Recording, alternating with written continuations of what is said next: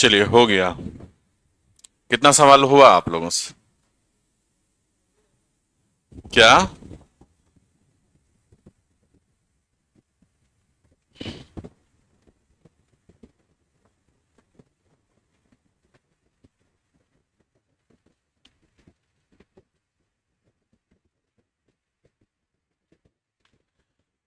चलिए ध्यान से देखिएगा कि दो वास्तविक संख्याओं के वर्गों का योग आपको दिया हुआ है 12 और संख्याओं का गुणनफल आपको 4 दिया हुआ है। तो संख्याओं के बीच का अंतर ज्ञात कीजिए। आपको दो इंफॉर्मेशन दिया हुआ है, वर्गों का योग और इस संख्या का गुणनफल। इस दोनों का यूज करते हुए संख्या के बीच का अंतर निकालना है ना।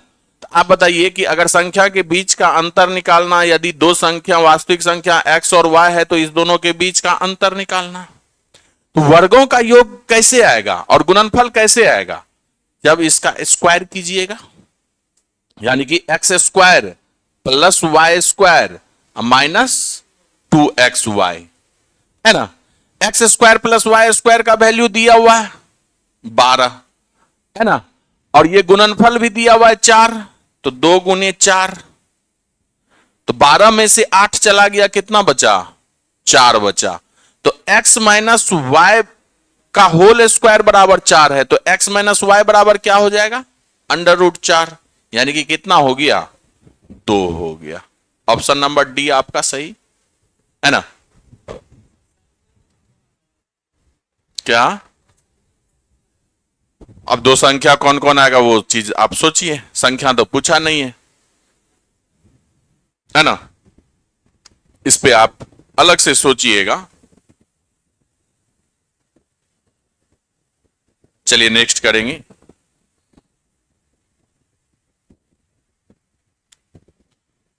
इसका आया कितना? एक आया। चलिए पहले, अच्छा आप पहले बताइए कि पहले कहां का क्रिया करें। पहले ब्रैकेट का करेंगे ना, तो ब्रैकेट का कीजिए। ये 3/8 प्लस 1/7, ये आपका कितना हो गया? 4 एकम 4, 3 7/4 हो गया। यह आपका कितना हो गया? 7/4 हो गया। अब ध्यान से देखिएगा, 7 ऊपर है 7 नीचे है, ये कट गया ना, तो ये कितना बचा? 1/4 बचा। अब ध्यान से देखिएगा, 3/8 प्लस 1/4, इसका एलसीएम लीजिए, तो ये कितना हो जाएगा? 8। 3 प्लस 2 5/8 हो गया ये। तो यानी कि यह वाला पोर्शन का आपका कितना आ गया? चलिए लिखते चलिए, पूर्णांक को भी तोड़ लीजिए साथ में। 7×3 21, 1 22 बटे में 3, भागा रहने दीजिए। ये 5/2 और इसका का मतलब गुना, लेकिन इसका हम पहले क्रिया करेंगे, है ना। 5 एकम 5, 3 8/5, इसको पहले क्रिया कर ही लीजिए। 2 चौके 8 हो गया, ये 4 हो गया, ठीक है। ये माइनस, अब देखिएगा ये यहां पर कितना हम लोग किए थे? 1/4, यानी कि 5/8 लिए थे ना। 8, ये 3 2 5, हाँ 5/8, अब माइनस 5/24, है ना। तो आप बताइए ना कि अब भागा का क्रिया कीजिएगा, तो 22/3, भागा को गुना में चेंज कीजिएगा, तो 4 उलट जाएगा, 1/4 हो जाएगा, है ना। ये -5/8 है, अब -5/24। यहां से आप देखिएगा कुछ कटेगा तो कटा दीजिए, 2 दूना 4, 11/6 -5/8 -5/24, 6 8 24 का एलसीएम 24 हो जाएगा। 4 हो गया, 11 चौके 44, माइनस 3 15, 1 5, 15 5 20, 44 में से 20 चला गया, 24, 24/24 एक आया। 1/24 कैसे आ गया?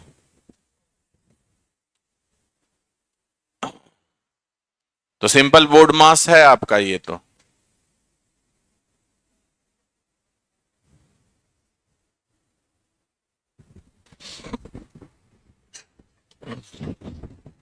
चलिए नेक्स्ट किया जाए।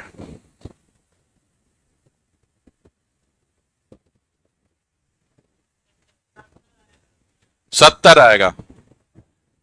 देखिए कई बार होता क्या है कि संख्या का अंतर दिया हुआ है, एलसीएम भी दिया हुआ है, तो महत्तम समावर्तक 10 दिया है, तो संख्या का योग भी जो होता है ना एम मौसौ का ही मल्टीपल होता है। लेकिन मौसौ तो यहां 10 है, 10 का मल्टीपल लेकिन सब है। अगर कोई एक ही रहता तब तो वो ही आंसर टिक करके आप निकल जाते। कई बार एग्जामिनर जो होता है कि एक ही ऑप्शन में देगा आपका मौसौ का गुणज, है ना, लेकिन यहां सारा ऑप्शन आपका मौसौ के गुणज में है। तो आप डायरेक्ट फिर तो आप कॉन्सेप्ट के हिसाब से कीजिएगा। आपका एचसीएफ 10 है तो संख्या आपका क्या होगा, 10 के ही मल्टीपल में होगा। तो मान लीजिए कि पहली संख्या 10A है और दूसरी संख्या 10B है ना, 10 के ही मल्टीपल में दोनों संख्या मान लिए, और दोनों संख्या में अंतर जो है वह 10 का है। आप बताइए 10 कट गया कि नहीं, तो यानी कि A माइनस बी कितना आया, 1 आया, आया कि नहीं।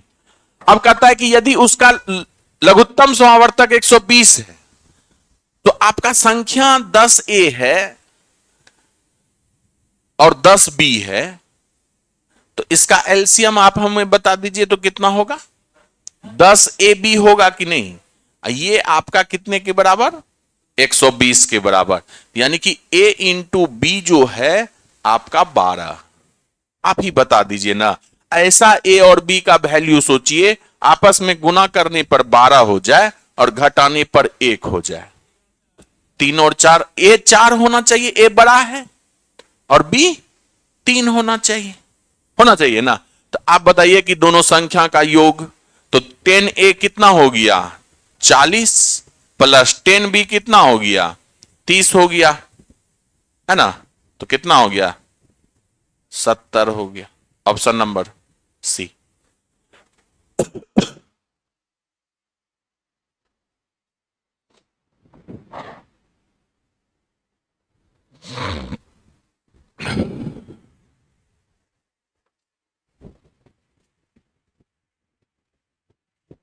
चलिए नेक्स्ट किया जाए।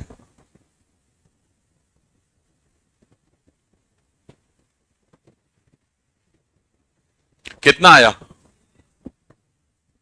30%, 29%। चलिए ध्यान से देखते हैं कि रमेश के मासिक आय 18,600 थी, ठीक है, 2021 में रमेश का मासिक आय जो था वह आपका 18,600 था, ठीक है। उसका मासिक खर्च 12,400 था, खर्च जो था वह 12,400, ठीक है। तो अगर हम यहां से बचत निकालना चाहें तो बचत निकाल लेंगे, तो बचत कितना हो जाएगा, घटा दीजिए, आय में से खर्च घटा दीजिए, 0, 6 में से 4 गया 2, 8 में से 2 गया 6, 6200 हो जाएगा। कहता है कि 2022 में उसकी आय 15% और खर्च 8% बढ़ गया, तो उसके बचत में प्रतिशत वृद्धि ज्ञात कीजिए। यहां से आय और खर्च 15%, 8% बढ़ाइएगा ना, तो आपका कैलकुलेशन थोड़ा सा ज्यादा चला जाएगा। आपसे प्रतिशत वृद्धि पूछा है तो अनुपात ही लीजिए ना, कोई दिक्कत नहीं है। आप बताइए कि यहां से 2 जीरो कट गया, फिर 2 से कटेगा, अब 62 से कटेगा, 62 दूना, और इधर कितना कटेगा, तो यानी कि आप कह सकते हैं 3-2-1 के अनुपात में, कह सकते हैं कि नहीं। अगर हम इसमें 100 से गुना कर दें तो कोई फर्क नहीं पड़ेगा, कि प्रतिशत वृद्धि करना है। अब आपको 300 रुपया आय था, 200 रुपया खर्च था, बचत अभी भी 100 रुपया। आप बताइए कि अब 15% आय में वृद्धि कीजिए, इसका 15% जब वृद्धि कीजिएगा तो 15% कितना हो जाएगा, 45, यानी कि 345 हो जाएगा। आप इसमें 8% का वृद्धि कर दीजिए, 8% का वृद्धि कीजिए तो 216। 345 में से 216 चला गया तो 129 बचा, यानी कि कितना प्रतिशत से बढ़ गया? 29% से बढ़ गया। यही आपका आंसर है। 100 में जितना बढ़ता है उतना ही प्रतिशत वृद्धि। तो अगर शुरुआत में ही आप 15%, 8% बढ़ाए होंगे तो कैलकुलेशन लेंदी हुआ होगा। वैसे ही किए थे ना, हमको पता था। तो जब भी प्रतिशत वृद्धि या कमी करना हो तो आप अनुपात में करके फिर आप उसमें 100 से गुना कर दीजिए, कैलकुलेशन आसान हो जाएगा।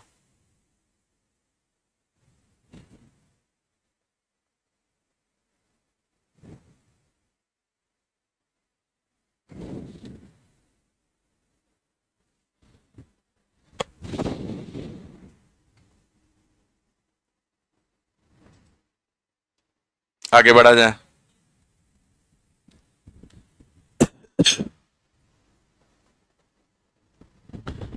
थोड़ा फास्ट उतारिएगा, क्या कि उम्मीद करते हैं कि सारा क्वेश्चन आप लोग एक बार अटेम्प्ट एटलीस्ट कर लेते हैं, क्वेश्चन समझ में आया रहता है। ये लगता है एक दिन और आया था। पहला क्वेश्चन है कि आपका रिपीट हो गया।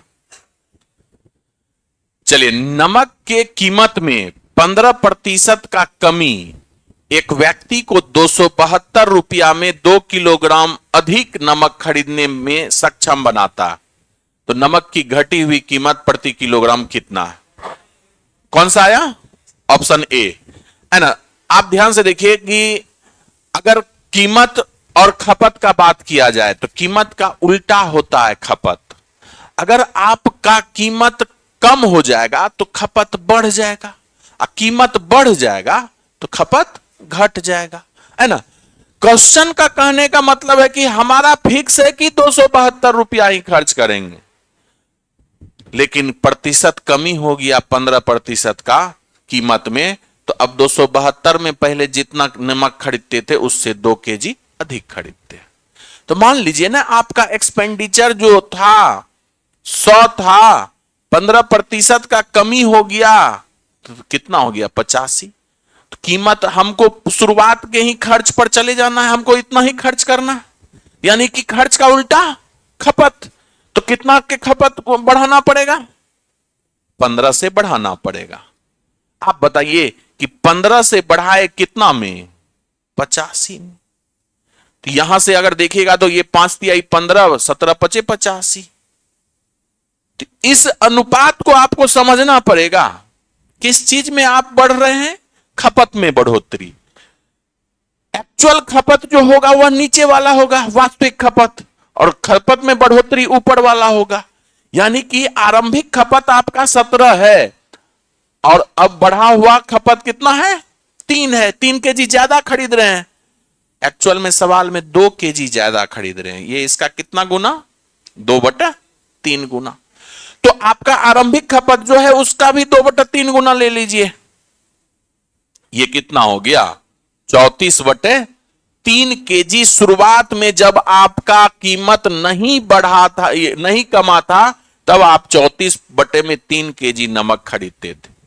अब कीमत में 15% का कमी हो गया तो 2 केजी ज्यादा खरीदने लगे आप, यानी कि वर्तमान खपत जो होगा वह आपका 2 केजी ज्यादा होगा, यानी कि 40/3 केजी आप नमक खरीद रहे हैं। कितना में? 272 में। तो नमक का घटा हुआ कीमत प्रति किलोग्राम नहीं आ जाएगा। टोटल खर्च कर रहे हैं 272, आप कितना केजी नमक? 40/3 केजी। तो ये देखिएगा 4 से कटेगा क्या? 4 छा के 24, 3 4 8 32, 8 तिहाई 24, 6 के 18, 2 20, 20 रुपया 40 पैसा आपका घटा हुआ कीमत है। ऑप्शन नंबर ए आपका सही।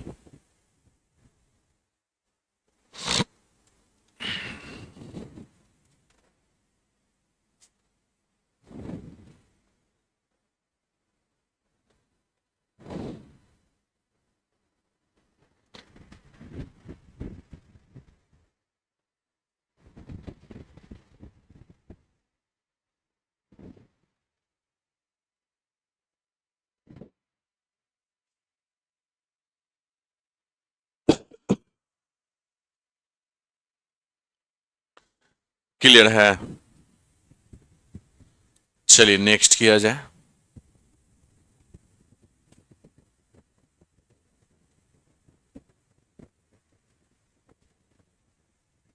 कितना हुआ?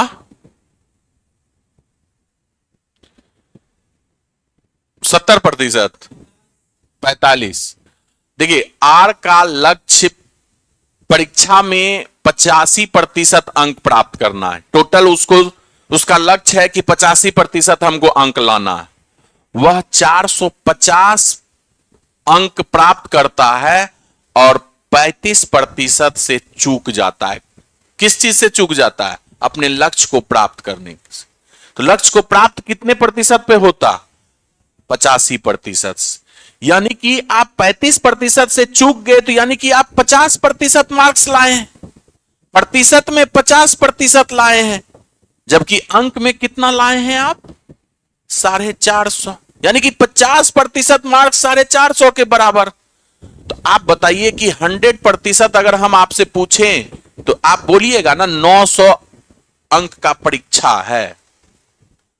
लक्ष्य को पूरा करने के लिए उसे कितने प्राप्तांक प्रतिशत में वृद्धि होनी चाहिए? लक्ष्य का पूरा कब होगा? जब इसको 85% अंक प्राप्त होगा। इसका 85% अंक प्राप्त करवाइए इसको। तो ये 9 पच्चे 45 और 9 अठे 72, 4 76। इसको 765 अंक लाना चाहिए, तभी इसका 85% अंक आपको आ पाएगा। आया इसको कितना है? 450। इसको कितना से वृद्धि करना पड़ेगा? तो घटा दीजिए ना, ये 5 हो गया और ये आपका 5 में से 5 गया 0। कितना? 6 में से 5 गया 1 और 7 में से 4 गया 3। 315 अंक का और वृद्धि करना पड़ेगा इसको, तभी 85% आएगा। तो प्रतिशत वृद्धि निकाल लीजिए ना। 315 अंक का वृद्धि करना पड़ेगा कितना में? 450 में। प्रतिशत वृद्धि है तो 100 से गुना। 9 चौके 36, 5 से कटा दीजिए। 5 नामा 45, 0। 5 6 के 30, 5 तिहाई 15। ये 0 से 0 कट गया। 9 सत्ते 63। कितना आया जी? 70% का वृद्धि करना पड़ेगा। ये अच्छा सवाल था। आपको सवाल में जान नहीं है, बस थोड़ा सा समझना है।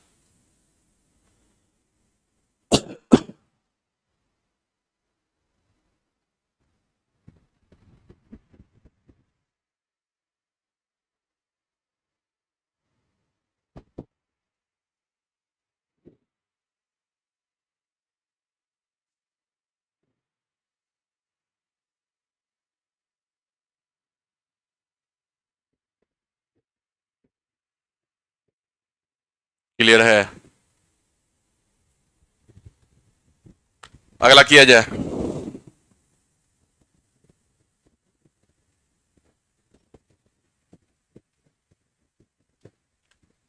अब ध्यान से देखिएगा कितना आया। काटने में दिक्कत हो रहा है। 6 का मल्टीपल। Very good. देखिए ना, 2 उम्मीदवारों के बीच हुए चुनाव में 30% मतदाताओं ने अपना मत ही नहीं डाला। यानी कि वोटर लिस्ट में जितना नाम था उसमें 30% वोट ही डालने नहीं गया। तो कितना प्रतिशत वोटिंग हुआ? 70% वोटिंग हुआ। मान लीजिए ना, टोटल मतदाता जो था X था, तो वोटिंग कितना हो गया? 70% हो गया कि नहीं? वोटिंग 70% हो गया। कहा क्या? 20% मत जो है अवैध पाए गए। यानी कि जितना वोटिंग हुआ उसी में से 20% इनवैलिड है। तो वैलिड कितना रहा? 80%। यानी कि इस वोटिंग का 80% ही वैलिड है, इसी में काउंटिंग होगा। वैलिड वोट को ही गिना जाता है। कहता क्या है कि इस वैलिड वोट में विजयी उम्मीदवार को 64% वैध मत मिलता है। आप बताइए, विनर को 64% मिलता है, तो लूजर को कितना प्रतिशत मिलता होगा वैध मत का? 36 मिलता होगा। दोनों के बीच मत का प्रतिशत का अंतर कितना रहा? 28%। यानी कि जितना आपका वोटिंग हुआ है उसका 28% से जीत गया है विजयी उम्मीदवार। और कितना मत से जीतता है? 3136 मत से जीतता है, बराबर में 3136। तो आपसे नामांकित मतदाता की संख्या यानी एक्स का वैल्यू पूछा है। एक्स का वैल्यू नहीं निकल जाएगा? निकल जाएगा। अब कितना आसान हो गया है ना? कटाइए, 20 चौके 80, 20 पंचे 100, यहां से कट जाएगा 14 पंचे 70, बड़ा बड़ा कटाइए। ये आप देखिएगा 28 3, हाँ 28 से कम 28, 3 28 से कम 28, 5 28 दूना और 14 गुने 4 56, 56 गुना 2, तो ये कितना हो गया? 2 पर 20,000 टोटल मतदाता था। 24,000 कहां से किए थे?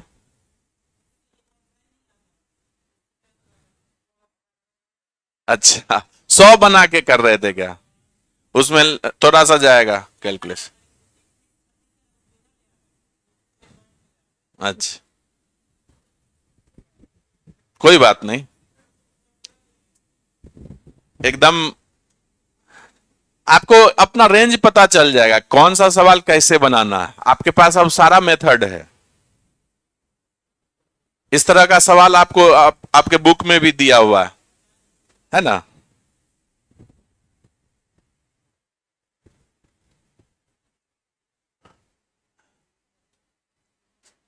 चलिए नेक्स्ट किया जाए।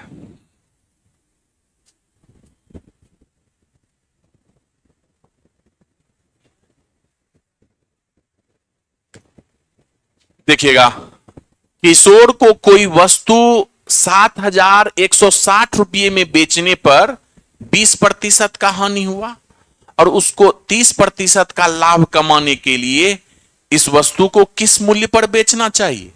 आप बताइए, 20% का हानि कब हुआ उसको? 7,160 रुपया में बेचने पर 20% का हानि का मतलब यानी कि 80% पे ही वो बेच दिया होगा। यानी कि 80% का वैल्यू जो है वह आपका है 7,160 रुपया। हमें 30% लाभ पर बेचना है। लाभ पर बेचेंगे तो 100 आपका सीपी है, तो 100 पर 30% लाभ लेंगे तो 130% हो गया। यानी कि 130% का वैल्यू आपको निकालना। 7160 बटे में 80 गुना 130, जीरो से जीरो कट गया, 4 एकम 4, 4 सत्ते 28, 3 4 से कटेगा, 4 एकम 4, 3 4 सत्ते 28, 3 4 नमा 36, 2 से कट जाएगा, 2 छा के 12, 1 2 पंचे 10, 9 पचे 45, इकाई अंक पर 5 एक ही ऑप्शन में है, ऑप्शन नंबर ए नंबर। पूरा गुना नहीं करना है, यूनिट डिजिट लगा दीजिए बस।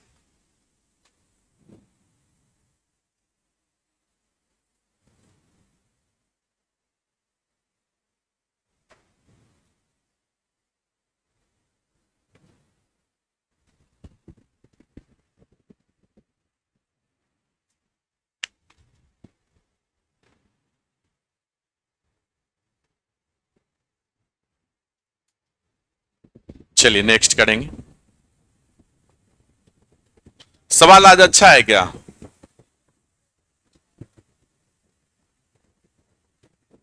कितना आया देखिएगा।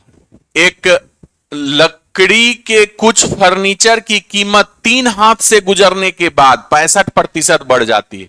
यानी कि टोटल शुरुआत से लेकर लास्ट तीसरे आदमी तक 65% बढ़ता है।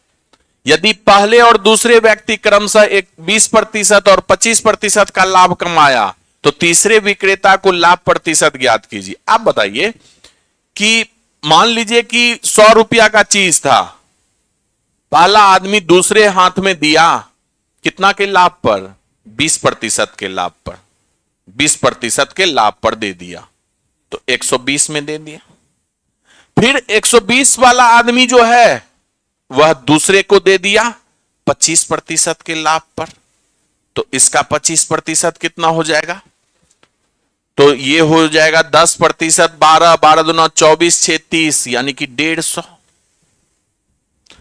अब जो है आपको लास्ट वाले को टोटल मिलाकर 65% का वृद्धि होना चाहिए, यानी कि कितना में बेचना चाहिए? 165 में बिकना चाहिए था। तो 165 में बिकना चाहिए था, ये खरीदा था 150 में, यानी कि कितना का वृद्धि होना चाहिए? 15 का वृद्धि, प्रतिशत वृद्धि निकाल लीजिए, है ना। 15 कितना में? 150 में, अगुना 100, कितना प्रतिशत का वृद्धि हुआ जी?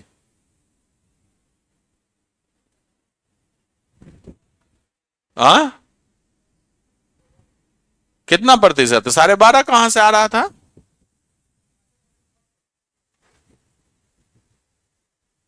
कहां गलती आप लोग की है? क्या 10% है ना? चलिए सही।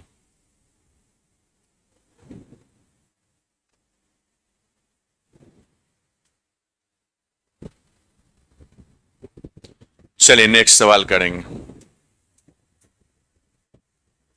सारा सवाल जाके जो भी नहीं बने फिर से एकदम रिपीट मारिएगा, जो नहीं बन पाता ज्यादा फायदा होगा। देखिए, कहता है कि यदि कोई कंपनी किसी वस्तु के अंकित मूल्य पर 20% का छूट देती है और विशेष वस्तु पर 20% का लाभ प्राप्त करती है, तो कंपनी ने अपने माल को क्रय मूल्य से कितना प्रतिशत अधिक पर अंकित किया? ये तो हर बार आ रहा है आपका सवाल। आपको क्या बोले थे कि छूट वाले सवाल में अगर प्रतिशत छूट और लाभ एक साथ दिया रहे तो ब्रह्मास्त्र लगाइएगा सीपी और एमपी के रेशियो में। सीपी में उल्टा कर दीजिएगा, छूट को घटा दीजिएगा, तो 20 घटाइएगा 100 में तो 80 हो गया, और एमपी में लाभ जोड़ दीजिएगा तो 120 हो गया। लाभ हो रहा है तो जोड़ दीजिएगा, हानि हो रहा है तो घटा दीजिएगा। 80 का चीज 120 अंकित करते हैं तो 40 से बढ़ाना, 40 से बढ़ा यानी कि कितना से बढ़ गया? 50% से बढ़ गया। नहीं बढ़ गया 50% से, आधा बढ़ रहा है तो 50 से बढ़ गया।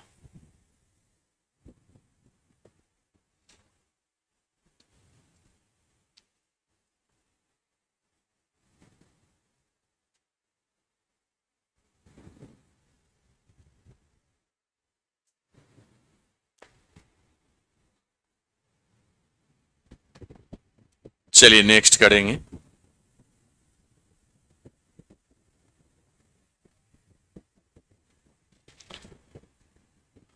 अब देखिए ध्यान से कि एक फुटकर विक्रेता 44 कलमों के अंकित मूल्य पर 50 कलम खरीदता है, यानी कि आपका 44 का एमपी 50 के सीपी के बराबर है कि नहीं? यदि वह इन कलम को अंकित मूल्य पर 1% का छूट पर बेचता तो लाभ प्रतिशत ज्ञात कीजिए। आप यहां से हमें यह बताइए कि एमपी और सीपी का ये रेशियो क्या हो जाएगा? 50 और 44। अगर हम इस दोनों में 2 से गुना कर दें अपने मन से ताकि और कैलकुलेशन आसान हो जाए, 100 बटे में 88 हो जाएगा, यानी कि 88 का अंकित 100 का अंकित मूल्य 88 में खरीदता है। अब छूट दिया कितना? 1% का छूट। कितना छूट है? तो अंकित मूल्य पर ही ना 1% का छूट देगा।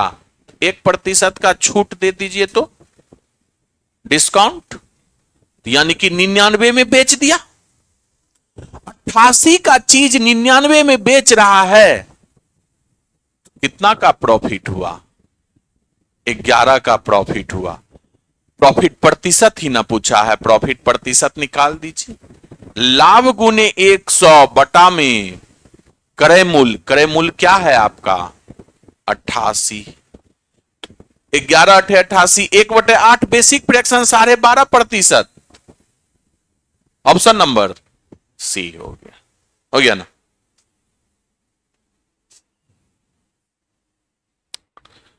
इसलिए ले आए कि 1% का आराम से आप छूट दे दीजिए क्या।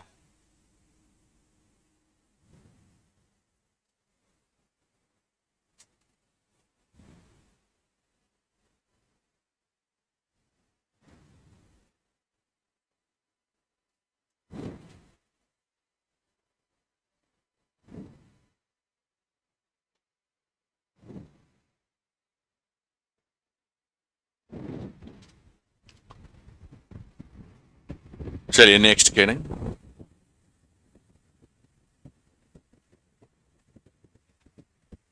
कितना आया 58,500। देखिए ना 4-5 के अनुपात में कोई धनराशि दो भाग में क्रमशः 4 वर्ष और 5 वर्ष के लिए उधार दी गई।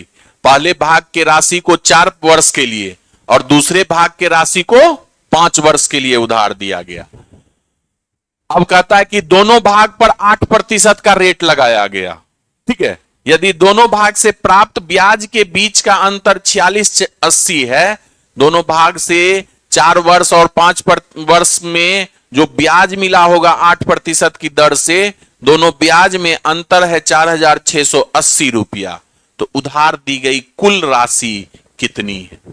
मान लीजिए ना राशि जो है 4-5 के अनुपात में है तो 400 और 500 है, ताकि आपको प्रतिशत वैल्यू आराम से निकाला जा सके। तो टोटल राशि हम कितना दे दिए 900 दे दिए। अब बताइए कि 4 वर्ष में 8% की दर से टोटल रेट कितना लग जाएगा।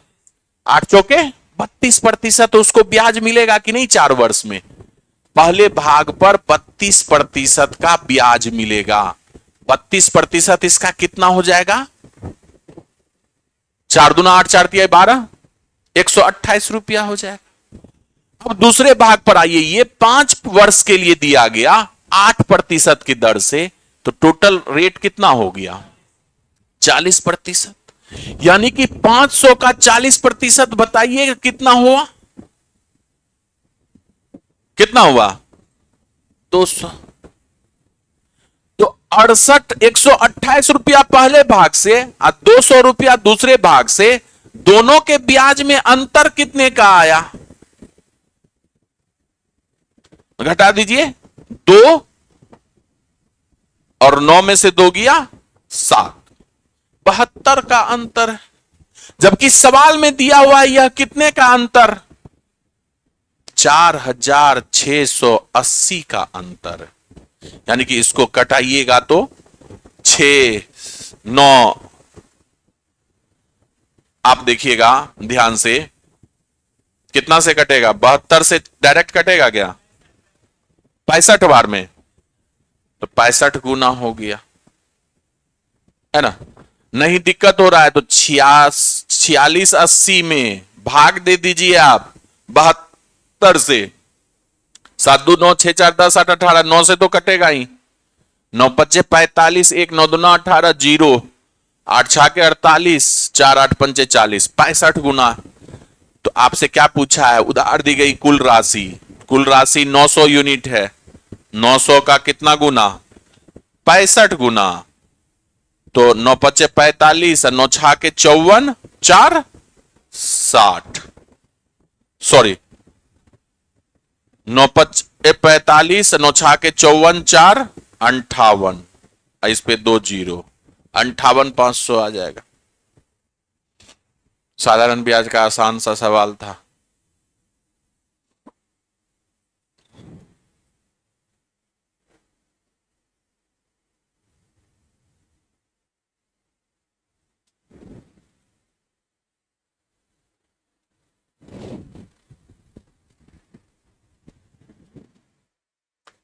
चलिए नेक्स्ट करते हैं।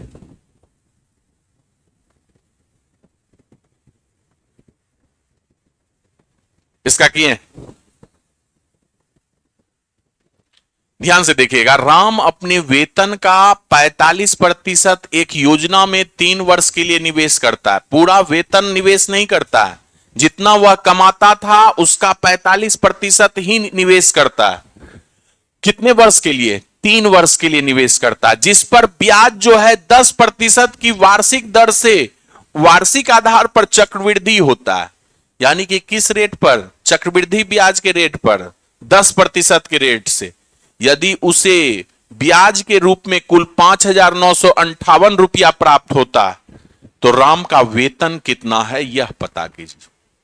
आप बताइए कि 10% का चक्रवृद्धि ब्याज 3 वर्ष के लिए, 10% का फ्रैक्शन वैल्यू कितना? 10 हो गया। यानी कि मूलधन अगर आपका 10 है तो एक आपका चक्रवृद्धि ब्याज मिल रहा है, तो अमाउंट कितना हो जाएगा एक वर्ष में? 11 हो जाएगा। यह प्रक्रिया 3 साल तक आपका चलेगा। 10 11 10 11। ये बताइए, ये मूलधन है, ये अमाउंट है, ये कितना हो गया? 1000। और ये कितना? 1331। यहां से बताइए कि सीआई कितना हो गया? सीआई हो गया आपका 331, जबकि सवाल में दिया हुआ है सीआई कितना? 5,958। 5,958। आप बताइए ये कितना गुना है? कितना गुना है? चलिए भाग दीजिए ना। 18 गुना। 18 गुना। आप सबके कहने पे 18 गुना दे दिए। तो आप बताइए कि मूलधन यहां से 18 गुना होगा, तो यानी कि 18,000। तो ये तो 18,000 आप निवेश किए, और निवेश की गई राशि जो है वेतन का 45% है। यानी कि 45% का वैल्यू आपका निकला क्या? 18,000। आपसे 100% का वैल्यू पूछा है, तो 100% का वैल्यू निकाल लीजिए। 18,000 बटे में 45 गुने 100 है ना? कितना? 4 से कट जाएगा 400, यानी कि 40,000 हो जाएगा। ऑप्शन नंबर सी आपका सही।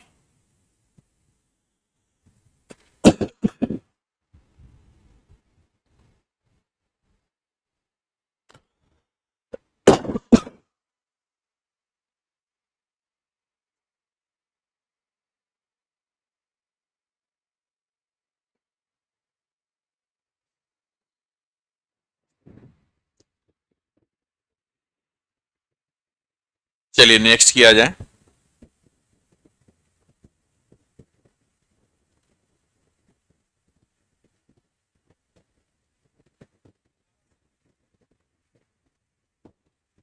समान धारिता वाले 3 जग में दूध और पानी के मिश्रण का अनुपात 3:1 है, 7:1 है, 11:5।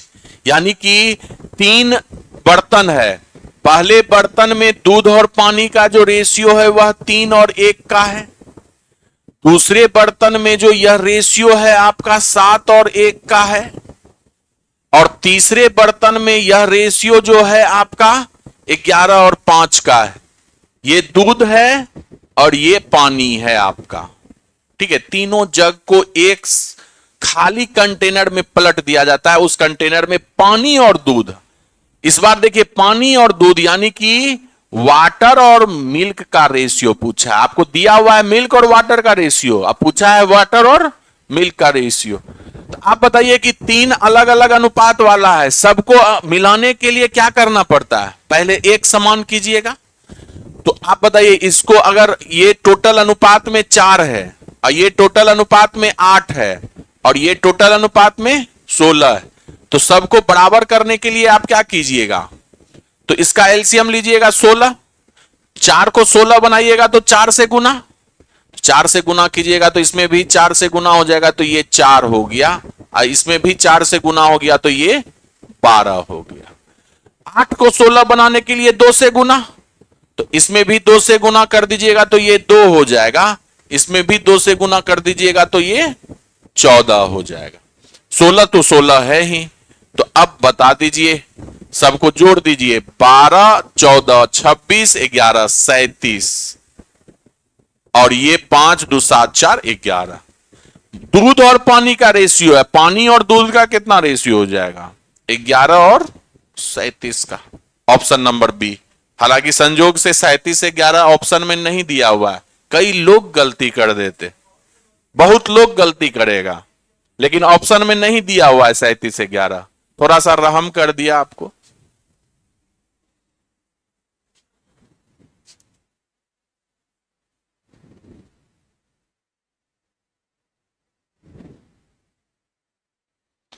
तो जब भी आपका समान धारिता वाला हो, अलग अलग अनुपात दिया हुआ है, तो आप क्या कीजिए, सभी अनुपात को बराबर करके फिर मिलाइए।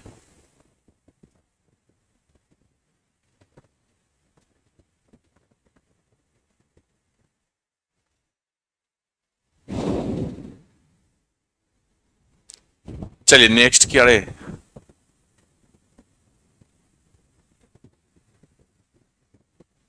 देखिएगा, 50 रुपया प्रति लीटर मूल्य वाले दूध में पानी को किस अनुपात में मिलाया जाए कि 35 रुपया प्रति लीटर मूल्य का मिश्रण हो जाए? पानी मुफ्त में उपलब्ध है, तो आप बताइए, पानी मुफ्त में उपलब्ध है तो पानी का मूल्य कितना? 0। दूध कितना? शुरू में 50 रुपया प्रति लीटर है। इस पानी को और इस दूध को आपस में मिला देते हैं तो दोनों मिश्रण अब कितना रुपया प्रति लीटर हो जाए? 35। तो एलिगेशन लगा दीजिए, तो यह किस अनुपात में हो जाएगा? 15 और 35 के अनुपात में, यानी कि 5 तिहाई 15, 5 सते 35, 5 7 के अनुपात में। ऑप्शन नंबर सी। 3 और 7, सॉरी बी, हाँ ऑप्शन बी। 3 और 7, 5 7 नहीं, 3 और 7, ऑप्शन बी।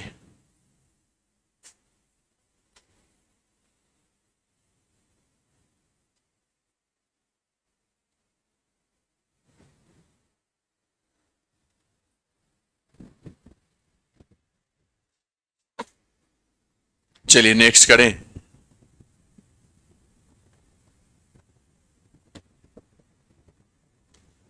कितना आएगा?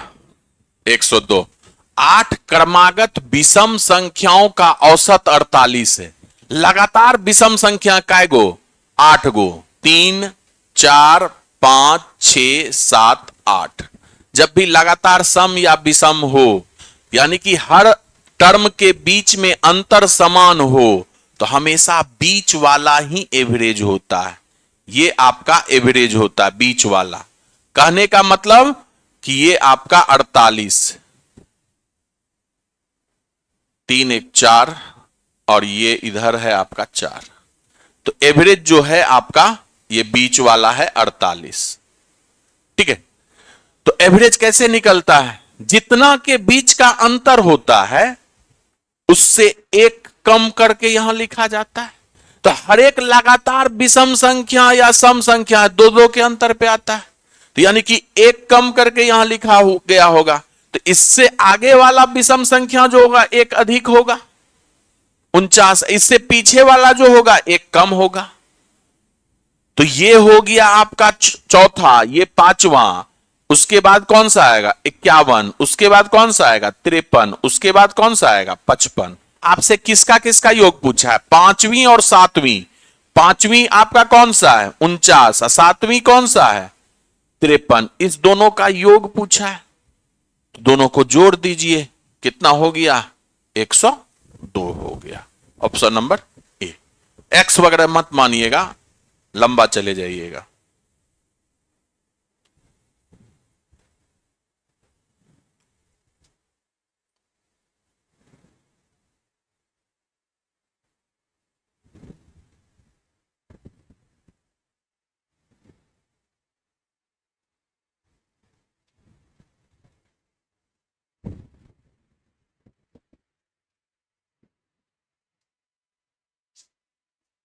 चलिए नेक्स्ट किया जाए।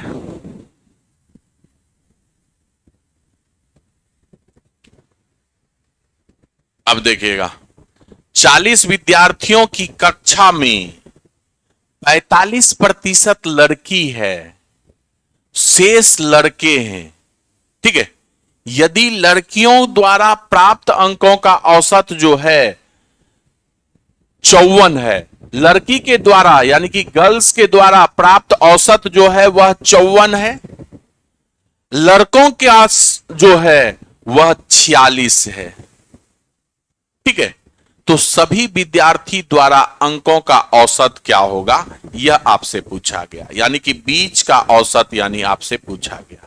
अगर इस सवाल को अगर आप एलिगेशन से नहीं बनाइएगा तो आपका कैलकुलेशन बहुत लेंदी जाएगा, बहुत लेंदी जाएगा। तो आप बताइए कि ये 54 है, ये 46 है, अगर एलिगेशन लगाइएगा तो यहां पर किस चीज का अनुपात आएगा? लड़की की संख्या और लड़के की संख्या का अनुपात आएगा। आप बताइए कि लड़की 45% है तो इधर 55% रहा होगा, यानी कि यह 5 नमा 45 11, यानी कि ये 9-11 के रेशियो में रहा होगा कि नहीं? आप बताइए कि यह जो आपका अनुपात होता है इसके अंतर के बराबर होता है कि नहीं? 54 - 46 यानी कि कितना का अंतर है? 8 का अंतर है। यही अंतर जो होता है यह 9 और 11 के अनुपात में, 9 और 11 मिलकर कितना जी? 20। 20 ये कितना के बराबर? 8 के बराबर। ये बताइए कि ये इसका कितना गुना? 2/5 गुना। 2/5 का मतलब 0.4 गुना। तो यानी कि यहां से ये 0.4 गुना होगा, 0.4 गुना होगा तो यह कितना हो जाएगा? 4.4 हो जाएगा। यह कितना हो जाएगा? 0.4 गुना 3.6 हो जाएगा। आप बताइए ना, 54 में से क्या घटाएं कि 4.4 आ जाए? तो 49.6 आप घटा दीजिएगा, आपका आ जाएगा। इधर 49.6 में से 46 घटा दीजिएगा तो 3.6 आ जाएगा। देखिए कैलकुलेशन कहीं आपको लगा नहीं ना, कितना आसानी से हो गया।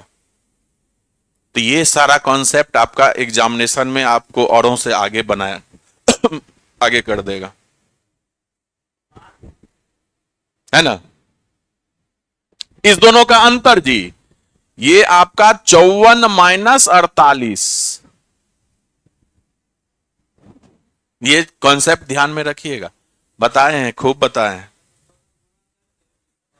उसमें भी आपका पूरा आ जाएगा कैलकुलेशन, है ना? ये अंतर करके बनाइएगा ना तो फिर कैलकुलेशन कम हो जाएगा आपका।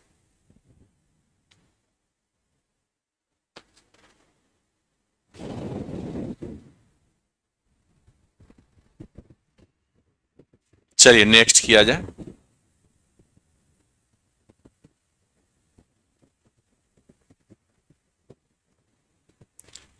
देखिएगा, रमेश जो है 5/4 4/5 समय में पारुल से आधा काम करता है, यानी कि रमेश अगर पारुल 5 समय लेता है तो रमेश 4 समय लेता है। रमेश को आर से डिनोट कीजिए। रमेश 4 समय लिया यानी कि आर गुने 4। पारुल 5 समय लिया, पारुल जो है 5 समय ले लिया, इससे आधा काम करता है पारुल से, यानी कि पारुल अगर 2 काम करता है तो ये 1 काम करेगा। एमडीएच का फॉर्मूला लगा दिए, दोनों काम बराबर हो गया कि नहीं? आप बताइए ना कि यहां से आर और पी का रेशियो डायरेक्ट आप हमें बता दीजिए। ये हो गया 8, ये हो गया 5, तो रमेश का हो गया 5, है ना, और ये हो गया 8।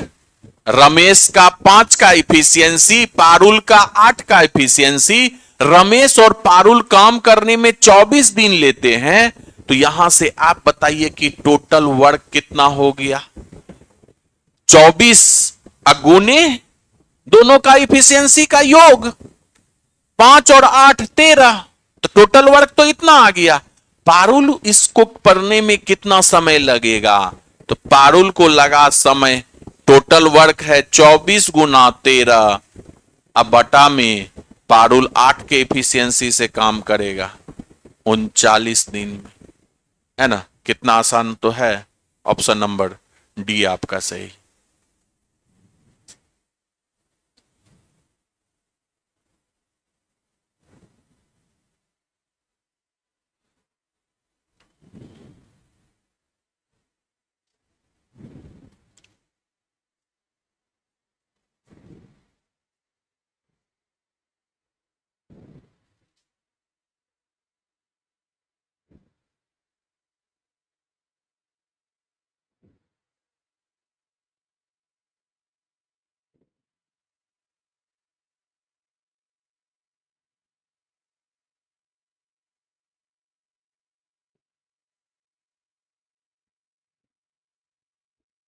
चलिए नेक्स्ट करेंगे।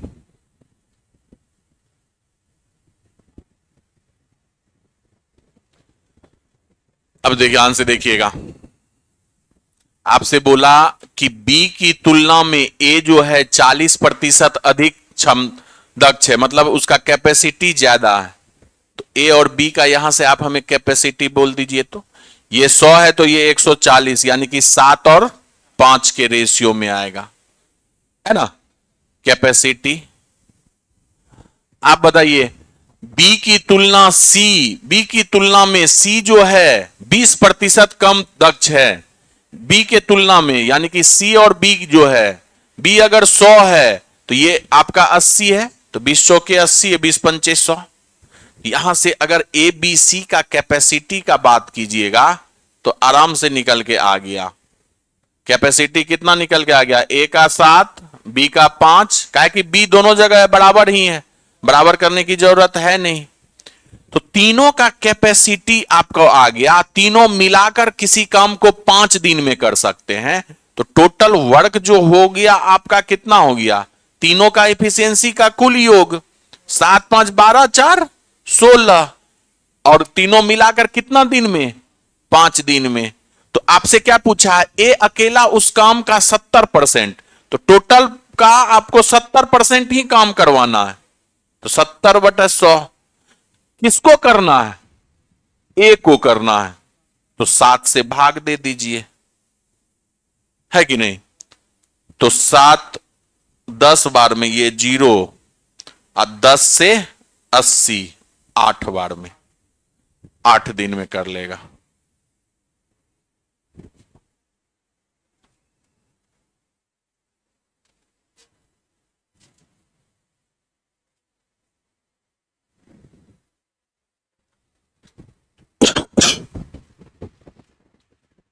क्लियर है।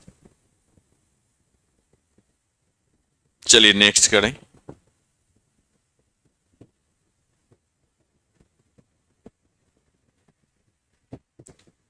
अब 3 कारों का चाल का अनुपात 3 4 8 है, तो समान दूरी तय करने के लिए इसके कारों द्वारा लिए गए समय का अनुपात। अगर दूरी समान हो तो चाल का उल्टा होता है समय का रेशियो। अगर दूरी समान हो तो चाल का उल्टा होता है समय का रेशियो। तो समय का रेशियो आ जाएगा इसका उल्टा, 3 का उल्टा 1/3, 4 का उल्टा 1/4, और 8 का उल्टा 1/8। 3 4 8 का एलसीएम कितना हो जाएगा, 24 हो जाएगा। तो 3 से 24 कितनी बार में, 8 बार में। 4 से 24 कितनी बार में, 6 बार में। 8 से 24 कितनी बार में, 3। 8 6 3, कौन सा ऑप्शन, ऑप्शन नंबर ए आपका सही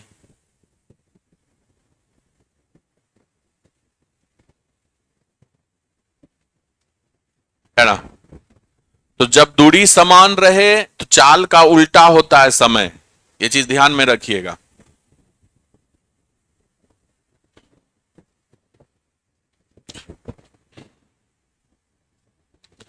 कहता है कि एक ट्रेन 45 किलोमीटर की चाल से अपने गंतव्य तक पहुंचती है। यदि वह 30 किलोमीटर की औसत चाल से चलती तो 15 मिनट देर से पहुंचती है, तो कुल यात्रा कितनी है, यह आपसे पूछा। आप बताइए कि चाल का अनुपात दिया हुआ है, आपका चाल का अनुपात जो है वह दिया हुआ है। पहला चाल जो है वह 45 के रफ्तार से, और दूसरा चाल जो है 30 के रफ्तार से। तो 15 दूना 30, 15 तिहाई 45। तो चाल का उल्टा समय हो जाएगा कि नहीं, तो समय 2 और 3 के रेशियो में।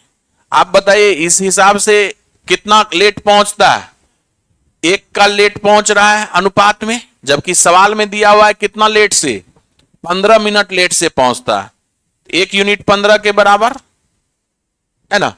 तो आप बताइए कि इसको 45 के चाल से चलेगा तो इसको कितना समय लगेगा, 15 गुना, यानी कि 30 मिनट लगेगा। आप बताइए ना, तो दूरी आपसे पूछा है, तो दूरी बराबर क्या होता है, चाल गुना समय। अगर 45 के चाल से चलिएगा तो आपको आधा घंटा चलना पड़ेगा, 30 मिनट यानी आधा घंटा, 22.5 किलोमीटर, ऑप्शन नंबर सी। देखिए ना, अगर 30 के चाल से चलिएगा तो यहां पर आपको 45 मिनट लगेगा, तब भी आपका दूरी उतना ही आएगा।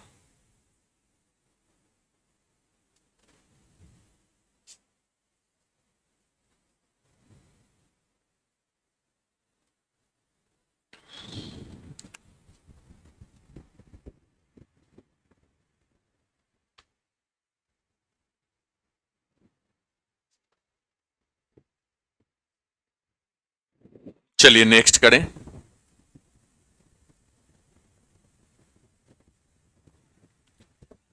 हाँ, फार्मूला है, आज सुबह में भी बताएं ये फार्मूला कि X cube plus Y cube plus Z cube minus 3xyz बराबर होता है half into X plus Y plus Z into X minus Y का whole square plus Y minus Z का whole square plus Z minus x का whole square.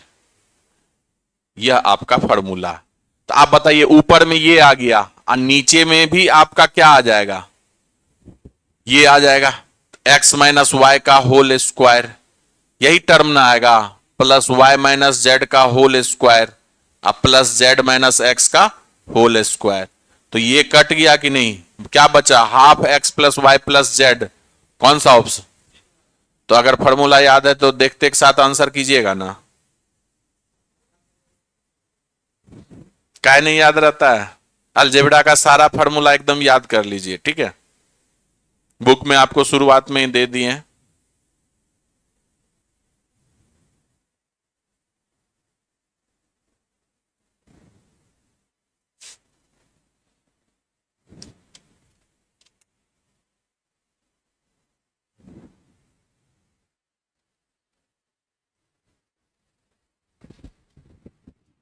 चलिए next करेंगे।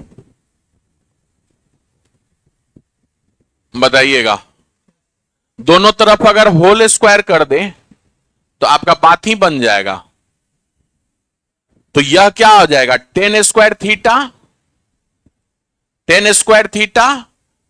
Plus cot square theta अब plus 210 into cot, ये आपका क्या हो जाएगा, 1 हो जाएगा, ठीक है।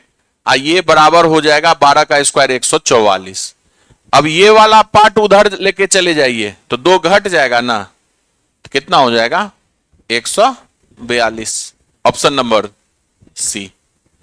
ये सब तो देखते के साथ मारिएगा। चलिए नेक्स्ट करेंगे, इसका बताइए। 45 मीटर ऊंचाई वाले एक पेड़, 45 मीटर ऊंचाई वाला एक पेड़ ले लीजिए, पेड़ एकदम सीधा है ना, जमीन पर छाया की लंबाई 15√3 मीटर है। जमीन पर छाया तो यहां ही ना मानेगा है, तो ये आपका 15√3 मीटर है। तो सूर्य का उन्नयन कोण डिग्री में क्या है, तो उन्नयन कोण जो बनाएगा यही ना बनाएगा। आप बताइए कि यह आपका 15 तिया 45, 15 एकम 15, √3 से √3 कट गया, तो आप बताइए कि ये √3 है, ये 1 है, तो √3/1 लंब बटे आधार, तो कौन सा हो गया 60 डिग्री।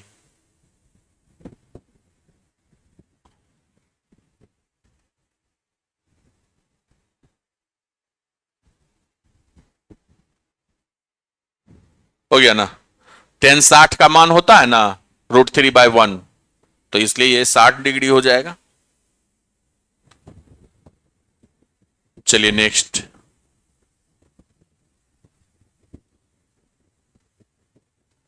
आपको त्रिभुज एक दिया हुआ है, ठीक है, जिसमें तीनों भुजा आपको दिया हुआ है 20 और 16 और 12, और इसमें अंकित वृत्त की त्रिज्या भी दी हुई है। तो त्रिभुज का क्षेत्रफल ज्ञात करना, आपको यह भरमाने के लिए दिया हुआ है। आप सोचिए ना, 3 4 5 का ट्रिपलेट होता है कि नहीं, आइए पहले बताइए। 3 4 5 का ट्रिपलेट होता है, ये 3 है, ये 4 है, ये 5 है। आप बताइए कि अगर ये आपका 16 है तो ये इसका कितना गुना? 4 गुना। तो यानी कि सब 4 गुना होना चाहिए कि नहीं?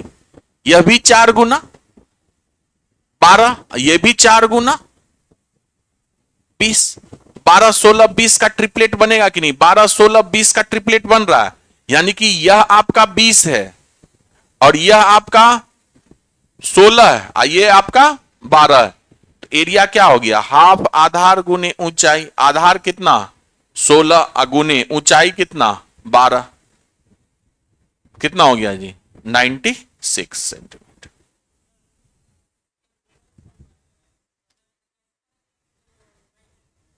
क्योंकि ये ट्रिपलेट पर है। 20 16 12 20 16 दिखा 3 4 5 के ट्रिपलेट पे, 3 4 5 के ट्रिपलेट पे। हीरो फार्मूला में थोड़ा सा लंबा चले जाइएगा ना।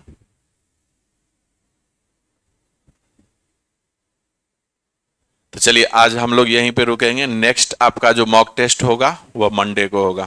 ठीक है। इस 2 दिन में जितना भी सवाल हुआ है, जो भी आपको दिक्कत हुआ है, उसका रिवीजन कर लीजिएगा। कितना गलती हुआ?